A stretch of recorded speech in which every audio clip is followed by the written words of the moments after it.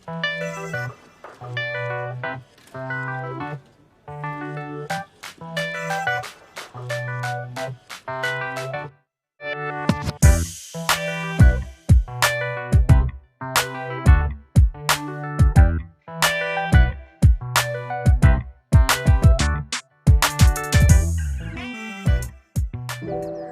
semuanya, Assalamualaikum warahmatullahi wabarakatuh.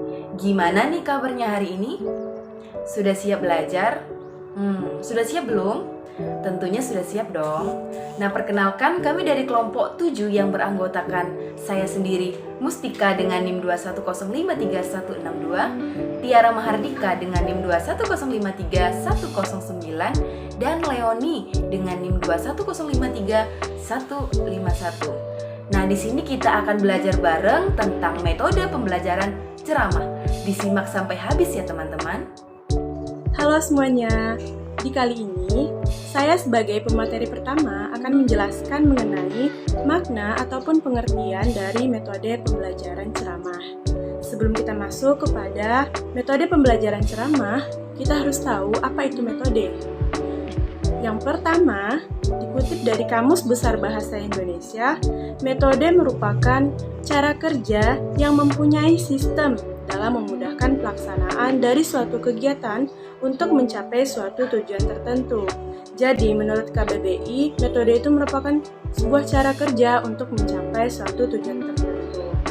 Yang kedua, diambil dari para ahli, yaitu Agus M. Harjana. Kata Agus Harjana, metode adalah cara yang telah dipikirkan secara matang yang dilakukan dengan mengikuti langkah-langkah tertentu demi tercapainya suatu tujuan. Jadi, kata Agus Harjana, metode itu adalah cara dengan mengikuti langkah-langkah tertentu demi suatu tujuan.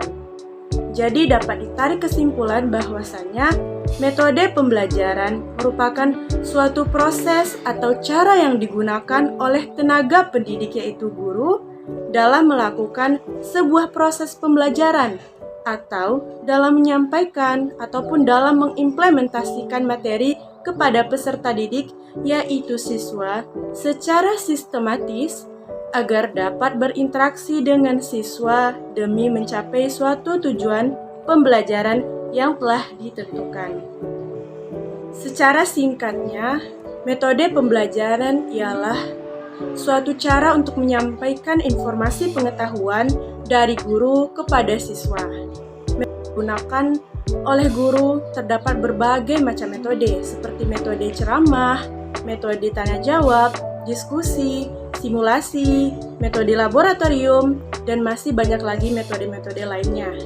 Di kali ini, kami akan menjelaskan mengenai metode ceramah.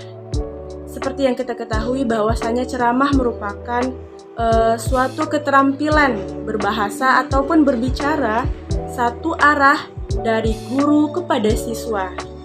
Ceramah juga diartikan sebagai suatu metode pembelajaran dalam pemberian informasi dari guru kepada siswa. Menurut Sanjaya, metode ceramah merupakan penyampaian secara lisan kepada sekelompok peserta didik.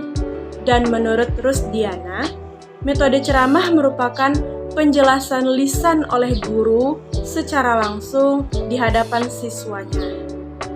Sehingga dapat kita simpulkan bahwasanya metode pembelajaran ceramah itu adalah cara guru untuk menyampaikan ataupun menjelaskan materi pelajaran secara lisan kepada peserta didik secara langsung.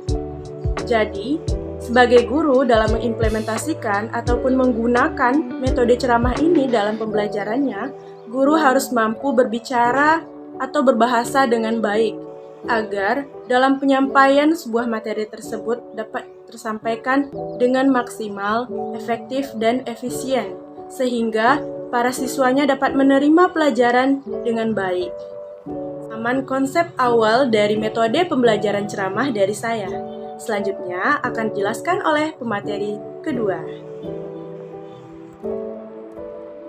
Baiklah teman-teman, setelah kita mengetahui pengertian pembelajaran dengan metode ceramah, mari kita memperluas wawasan kita dengan mengetahui karakteristik dari metode pembelajaran ceramah ini.